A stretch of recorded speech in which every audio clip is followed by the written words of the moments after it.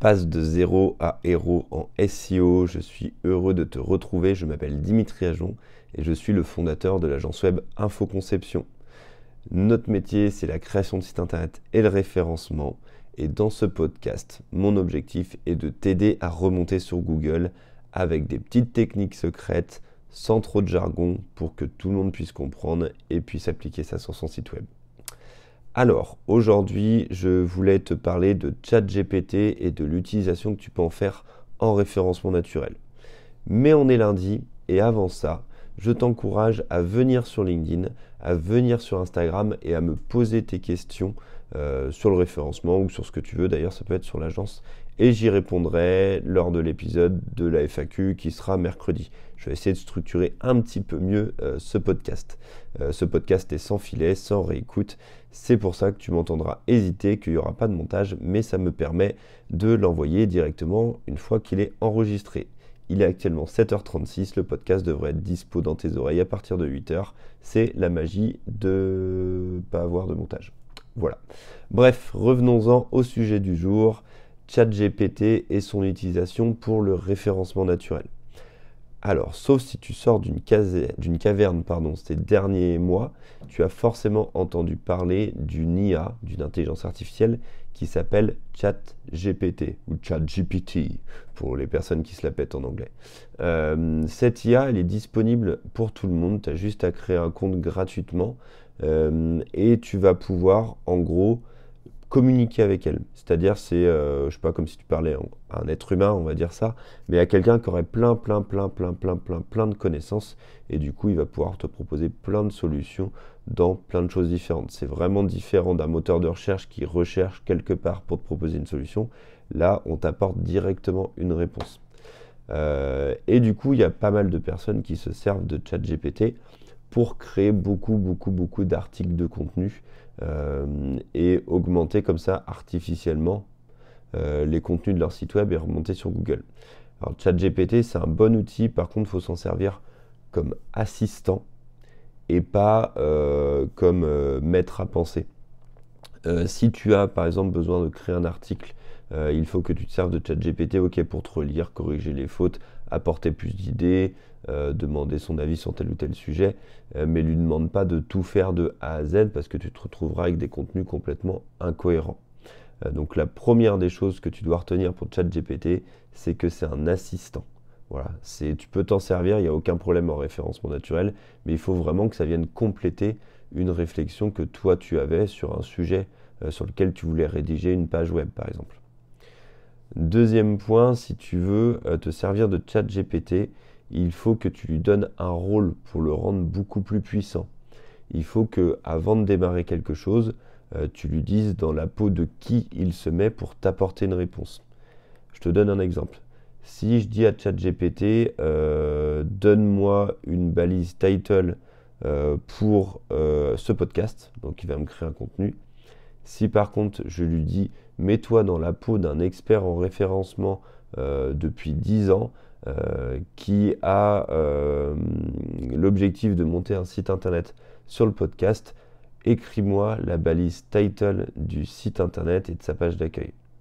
Bon, là je vais être un petit peu plus spécifique parce que je l'ai mis dans un rôle d'expert SEO, donc il va me donner une conclusion d'expert en référencement. Ça c'est le deuxième point. Donc maintenant je vais te donner 4 petites choses que tu peux demander à ChatGPT. Donc il y en a plein qui existent, moi j'essaie juste d'y aller tranquille avec cet outil-là, mais 4 choses qui peuvent t'aider sur ChatGPT. La première chose, j'en ai déjà parlé, c'est un petit peu la balise title et la méta-description. Tu peux demander à ChatGPT tout simplement de te proposer plusieurs balises title en respectant les bonnes pratiques que tu veux lui imposer. Tu peux par exemple lui demander d'écrire une balise title autour de tel mot-clé, qu'elle fasse entre tant et tant de caractères, et qu'elle ait un ton, par exemple persuasif, curiosité, etc. Imaginons, on va essayer que je demande à ChatGPT, crée-moi une balise title pour ressortir premier sur Agence Web Nantes, et bien du coup il va m'écrire, il va même me proposer plusieurs balises title si je lui demande de m'en proposer plusieurs. Dans ces propositions-là, je vais pouvoir arbitrer laquelle me semble la plus convaincante aussi pour les humains. théoriquement, elles sont censées faire le taf en référencement, mais du coup, je vais peut-être choisir celle qui va être le plus convaincant pour un être humain, la plus persuasif. Et si j'ai toujours pas d'idée, je peux redemander à ChatGPT de répéter et répéter. Donc ChatGPT est un superbe outil d'apporteur de nouvelles idées. Donc pour les balises title et pour les métadescriptions, je m'en sers assez souvent. Tu peux aussi demander à ChatGPT de structurer un contenu.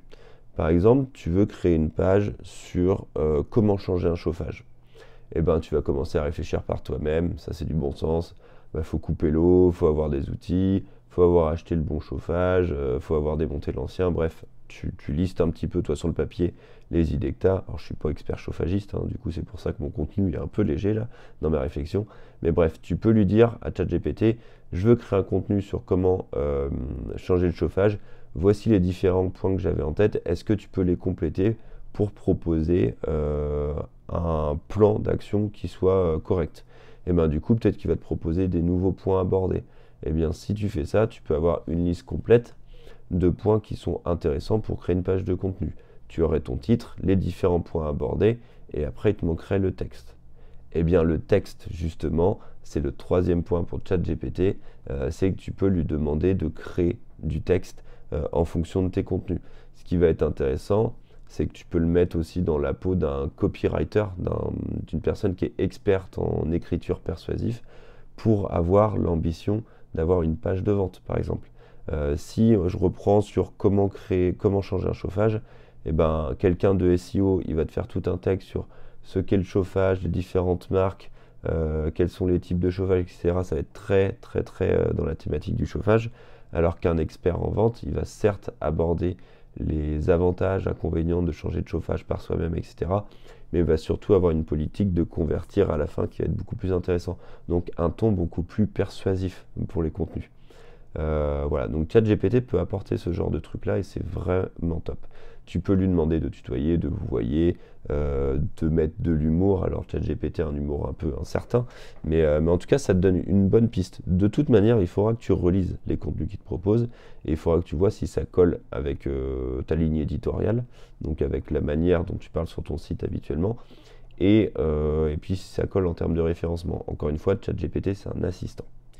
Et sur le côté assistana, il y a une autre chose que j'aime bien faire avec ChatGPT, c'est qu'une fois que tu as créé une page de contenu, que tu l'as mise en ligne et que pour toi ça te semble OK, tu peux par exemple demander à ChatGPT, dans une autre conversation, mets-toi dans la peau d'un expert en référencement qui doit auditer un site internet et dis-moi ce que tu penses de cette page-là qui a pour objectif de ressortir première sur ce mot-clé.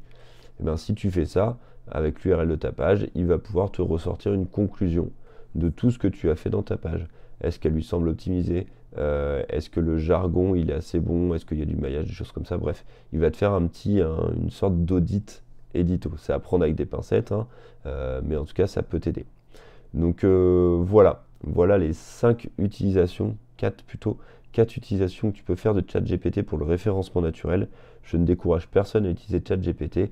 Par contre, j'encourage à le faire proprement. C'est-à-dire, pensez pas que ChatGPT c'est une solution miracle pour faire tout un site sans rien glander et être premier sur Google. Non, ChatGPT c'est un superbe assistant qui va te faire gagner du temps pour faire tout ce que tu devais faire à la base. Mais par contre, faut pas qu'il fasse tout à ta place. Ça, c'est une erreur monumentale. Voilà, j'espère que c'est clair, j'ai un avis assez tranché, j'espère que cet épisode t'a plu. S'il t'a plu, je t'encourage à t'abonner. Si tu viens de découvrir, je m'adresse toujours aux gens en pensant que tu es un ancien de l'épisode, mais non, peut-être que tu viens de découvrir cet épisode et ce podcast-là. Donc abonne-toi, ça me ferait plaisir. Mets une note sur la plateforme de ton choix, Spotify, Apple Podcast, là, si tu es devant ton écran, sur ton téléphone, vas-y, balance une note. Et puis on se retrouve demain. En attendant, je remercie SEMrush qui sponsorise le podcast. Je te souhaite une bonne journée. Prends soin de toi, prends soin de ton référencement. À demain. Ciao!